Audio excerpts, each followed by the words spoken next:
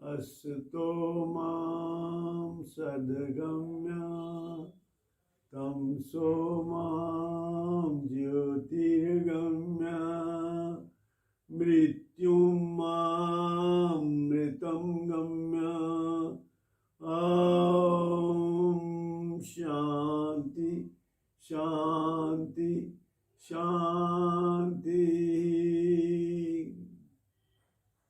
हे परमात्मा, हमें असत से सत्य की ओर ले जाइए, हमें अंधकार से रोशनी की ओर ले जाइए, प्रकाश की ओर ले जाइए, और हमें मृत्यु से अमृत की ओर ले जाइए, क्योंकि हम अमृत पुत्र हैं।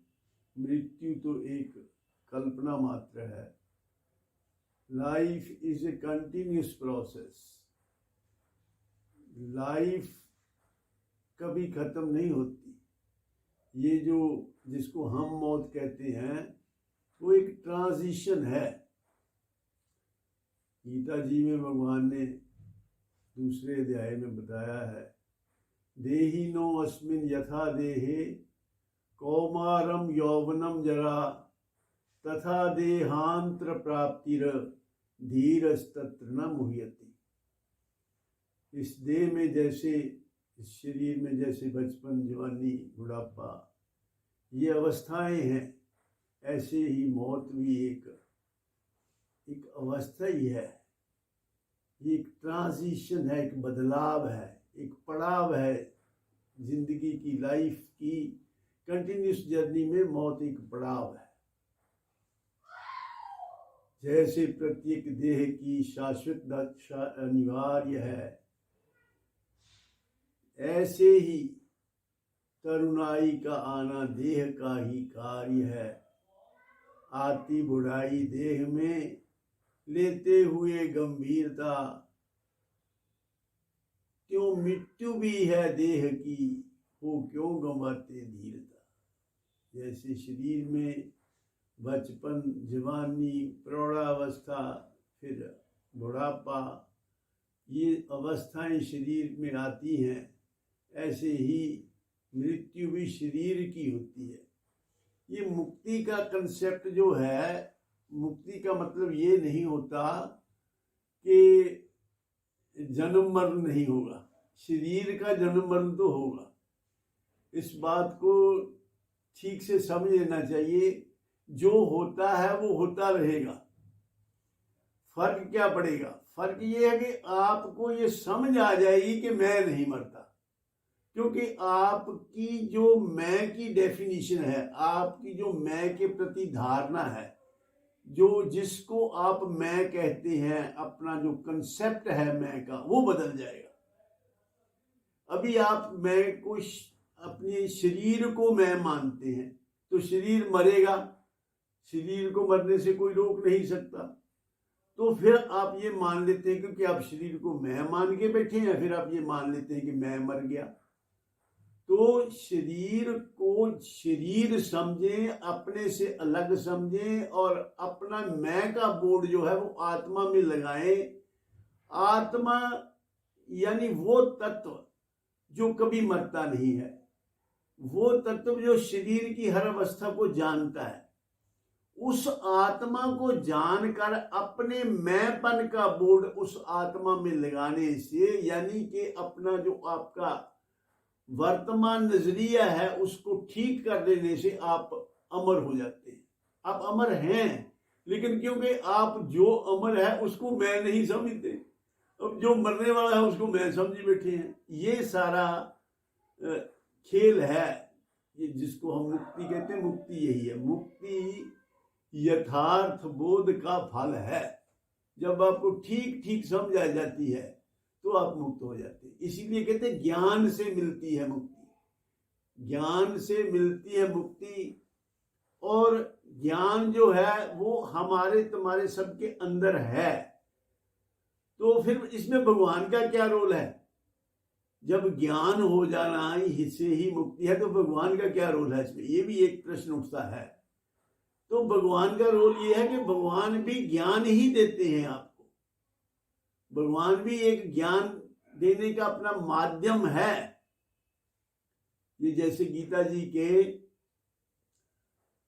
10वें अध्याय के 10वें मंत्र में भगवान ने कहा, तेषाम सतत युक्तानाम भजताम प्रीति पूर्वकम ददामि बुद्धि योगम तम येन मामुपयान्ति ते तेषामेवानुकंपार्थ महम ज्ञान जम तमा नाश्याम्यात्म भावस्थो ज्ञान दीपेन भास्वता। इन दो मंत्रों में भगवान ने ये बताया, 10वां और 11वां मंत्र है 10वें अध्याय का। भगवान ने बताया कि जो सतत मेरी भक्ति करते हैं उनको मैं ऐसा बुद्धि योग देता हूं, ऐसी बुद्धि दे देता हूं जिससे वो मुझे जान लेते हैं। और दूसरे 11वें मंत्र में भगवान ने बताया कि उनके अंतःकरण में मैं ज्ञान रूपी सूर्य के रूप में स्थित होकर के अंधकार, अज्ञान रूपी अंधकार को मिटाता हूं। तेषामेवानुकंपार्थ, उनके ऊपर अनुकंपा करने के लिए, उनके ऊपर मेहरबानी करने के लिए, उनका उद्धार करने के लिए, तेषामेवानुकंपार्थ महम ज्ञान जम तमा नाश्याम्यात्म भावस्थो ज्ञान दीपेन भास्वता। ज्ञान रूपी दीपक से मैं उनके हृदय के अंधकार को समाप्त कर देता हूं। अज्ञान को, अज्ञान क्या, अज्ञान क्या कि ये अपने आप को ठीक तरह ना समझना, ये अज्ञान है। गलत समझ लेना अपने आप को और अपने आप की ठीक पहचान कर लेना, ये ज्ञान है। इसी को यथार्थ बोध कहते हैं। तो परमात्मा भी यथार्थ बोध ही देता है।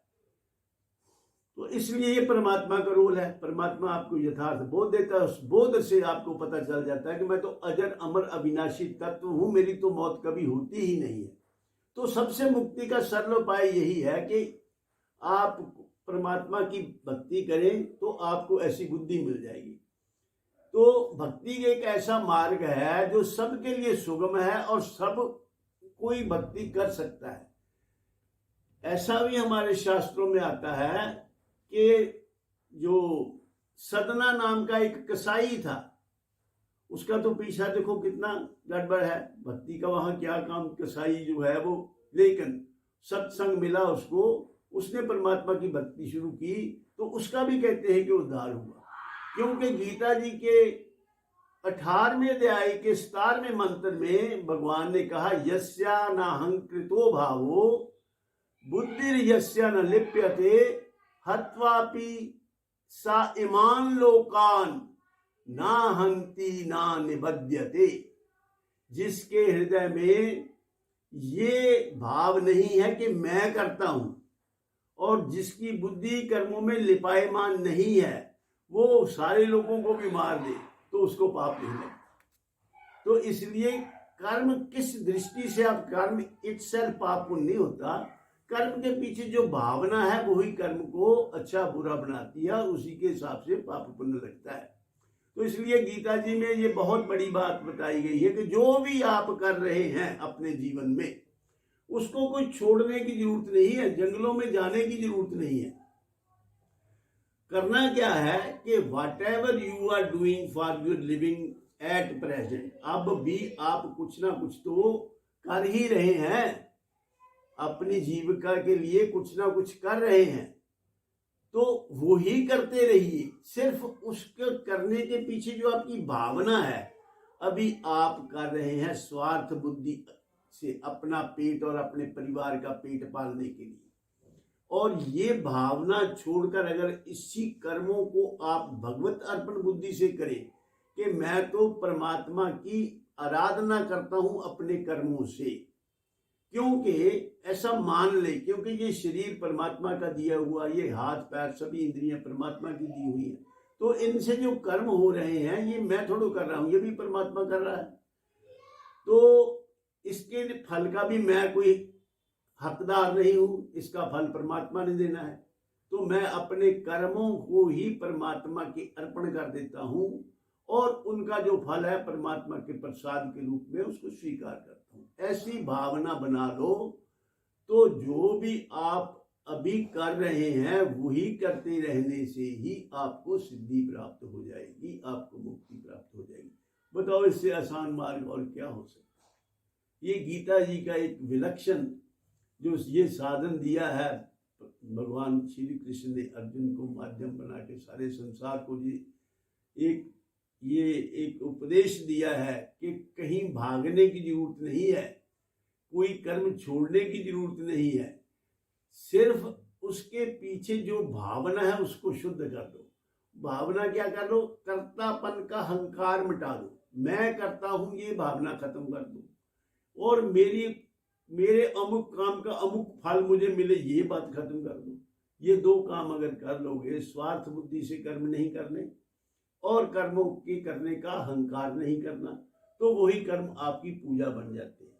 भगवान ने गीता जी में ये भी कहा है कि योगस्तु कुरु कर्माणि संगम त्यक्त्वा धनंजय सिद्धि समो भूत्वा स्वत्म योग उच्यते। जो समत्व है, समत्वम योग उच्यते, सम बुद्धि रखो और जो भी कर्म करो उसके प्रति कोई फल के प्रति अटैचमेंट न रखो। योगस्थ कुरु कर्माणि संगम त्यक्त्वा धनंजय सिद्धि सिद्धि योग, इसमें सम रहना, सिद्धि समो भूत्वा समत्वम योग उच्यते। गीता जी का योग जो है ये समत्व योग है। इसके बारे में आगे चर्चा दूसरे एपिसोड्स में करेंगे, टाइम की मर्यादा है। इन्हीं शब्दों से मैं अपनी वाणी को विराम देता हूँ और अंत में आपको ये भी एक सूचना देनी है कि जो अभी तक हमने एपिसोड्स के थ्रू ये गीता के ज्ञान का प्रचार किया है, इसको मैंने एक पुस्तक का रूप दिया है। आप अगर चाहें तो इस पुस्तक को मंगवा लें, आपको पढ़ने से लाभ होगा। 9316826010 पर फ़ोन करें, हम आपको ये पुस्तक भेज देंगे। इन्हीं शब्दों के साथ आप सबके कल्याणकर्ता की भावना से आप सबको कल्याण की इच्छा करता हुआ मैं इस एपिसोड को यहीं समाप्त करता हूँ। अगली चर्चा फिर करेंगे। सच्चिदानंद भगवान।